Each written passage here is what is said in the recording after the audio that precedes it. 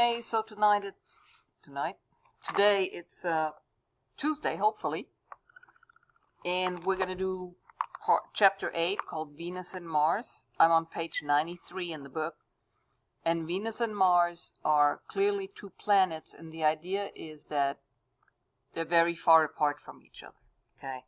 But they're also, in a sense, always mentioned together, because Mars stands for like male and Venus stands for female, so they're like, even though they're very different, they also kind of like are always mentioned together, and it will make sense when we read. Venus and Mars. On Christmas Eve, I wrapped my few gifts and looked at the tree. In one section, all the yellow and red ball ornaments were in pairs, the yellows in front of the reds on the same branch. All right, you know the rule, my ma said. You put the gifts you bought under the tree and you quit examining the others. You'll open them soon enough. Besides, you're letting all this cold air into the rest of the house. Yeah, I know, but what's going on there? I asked her, pointing to the ornament arrangement as she escorted me from the tree. I don't know. One of Albert's things, I guess. You know how he is. She shrugged and fixed the blankets to get the best seal on the cold front room door where we kept the tree. How come we don't bring the tree in here and put it up? I asked, looking around the living room, knowing already that there was not really enough space for it. I hated having to run out to the tree, grab a gift, and then run back in front of the kerosene heater for warmth. So clearly they have the house is too small for the tree, and it's so rickety that they have to put blankets over the doors to keep the cold out. And a kerosene heater is, I'm sure some of you have them, or at least know what it is, but a kerosene heater is kind of like a wood stove, except that instead of wood or coal, you use kerosene, which is a form of gasoline or gas. So you have to fill it up.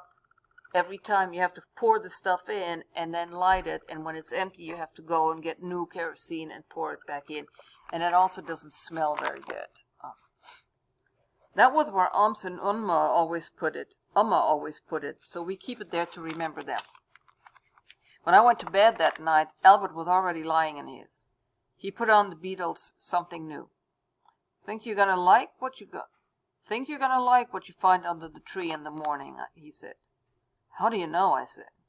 Albert never bought presents, since he rarely went into stores, but he usually gave my ma cash for a few gifts. And what's with the ornament? Morning comes early on Christmas Day, isn't it? He said, shutting off the light. His cigarette embers burned bright when he took a drag. I lay there, listening to the album, wondering if I would ever fall asleep. Just as the German version of I Want to Hold Your Hand came on, I felt the world grow smaller and smaller, and then suddenly Albert was shaking me awake. Come on, man, it's 6:30. We gotta get up and see what Santa brung you. I turned on my lamp and grabbed my clothes, still at the foot of my bed. Albert was sliding on a pair of jeans and then boots. Beat you, he said, clumping downstairs. Albert get you up, my ma said, smiling when I made it downstairs myself. I nodded, and she laughed a little. He's been moving around for the last half hour. I'm surprised you could stay asleep. It's tough sometimes. How come I can't move into the other room? I never asked this question. Why I had to share with Albert when a perfectly good room, almost twice the size of ours, was just a curtain push away. Zach and Charlotte had shared it until she got pregnant and married. Then it was Zach's, except for the weekends Charlotte came over after her man smacked her. They'll be back, she said. Kids are like planets. They go around the sun and then wind up exactly where they used to be. Every day is a repeat of an earlier day, she added, pleased with her own cleverness. She would think this, having moved us back in to take care of my grandparents. Zach's having trouble making his bills, and Charlotte's man, he's just trouble. If neither one comes back by next winter, we can try it out. I thought you liked sharing a room with Albert. What are you going to do for a record player if you move into the other room? That had not occurred to me. The stereo was Albert's, and he had taught me how to use it respectfully a couple of years ago when I started paying attention to what was on the radio. Come here, Albert yelled. Hurry up, see what Santa brung you. My ma pointed with her chin, like that, at the blanket blocking out the room's cold. I opened it and stepped through. Albert stood in the corner near the patch of the tree he'd taken a personal interest in. Usually we waited for Charlotte and her family, and this year Zach, to get here before we opened everything, but we had decided to open one present each early. I took a gift in to my ma. Yeah, enough about that, Albert said when I came back. I reached down below those red and yellow ornaments and picked up the gift he obviously wanted me to unwrap, turning to go back where it was warm.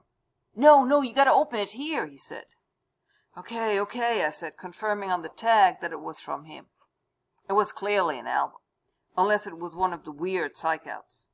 Sometimes he gave gifts that, when wrapped, seems like they would be one thing and were something entirely different when you opened it. It was quite possible I was getting a wall calendar. When I took the paper off, I still wasn't sure, but I understood his tree thing better. In the center of the cover were two shiny balls against a field of black, one dark yellow, the other red. The words Venus and Mars spread out from the upper left corner both horizontally and vertically, each sharing the D. Teachers, pardon interruption. Hold on. Okay, sorry.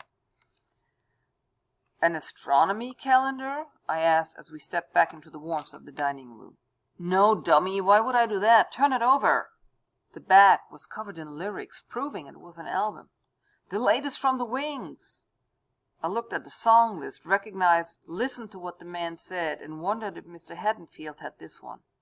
If not, I could return the favor and let him borrow my copy. He could make a tape. It ain't Band on the Run. Twin Fair was sold out, but this is newer anyway.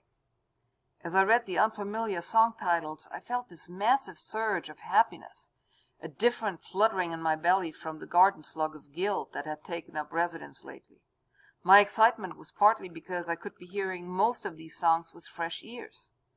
Mostly, though, it was that Albert had made the choice himself. My ma would never have known to choose this gift. If we weren't both so freaked out by physical contact, I might have hugged my uncle in that moment.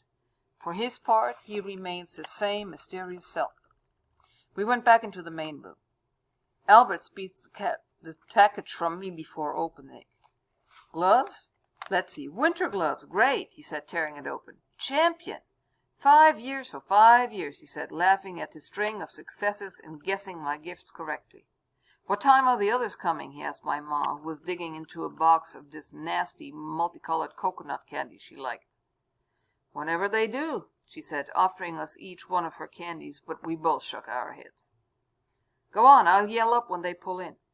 We raced upstairs to our room, and he cleared the turntable while I unwrapped the cellophane on Venus and Mars. Hey, look, I said, posters and stickers. Don't even think I'm taking down any of my posters. You'll have to get rid of some of that superhero nonsense you've got up now, because my lady friends ain't going nowhere. Besides, you're probably getting to that age where you like my posters better now anyway, he said, laughing as I flushed hot. His lady friends are obviously the, ladies on the posters Albert has. The inner record sleeve had a ton of those same red and yellow billiard balls decorating it with dotted lines between them to make them look like constellations. I handed him the album, and he put it on the turntable, stepping back carefully as the needle slid into its groove. So I hear you and Sophronia's boy, Albert said, sitting on the edge of his bed. I thought you didn't want to hear about it, I said. 2 boys steal a car on a reservation and take it off the res? You're gonna hear about it. I whipped my head around, ready to explain, but Albert held his hand up. Nothing big around here. You guys returned it safe and sound. I'm sure nothing's gonna come of it. Hell, that kid's old man might not even find out about it for a couple of years. There ain't a person out here who hasn't felt the sharp tongues on this res, but you be careful. I know, it wasn't my fault. As soon as you got in that car, it was your fault, he said. Own up to what you do. But it's not really what I want to talk to you about. It's this, he said, tapping the album cover. What's it? What about it? 2 planets, right? Correct. One of these planets is red.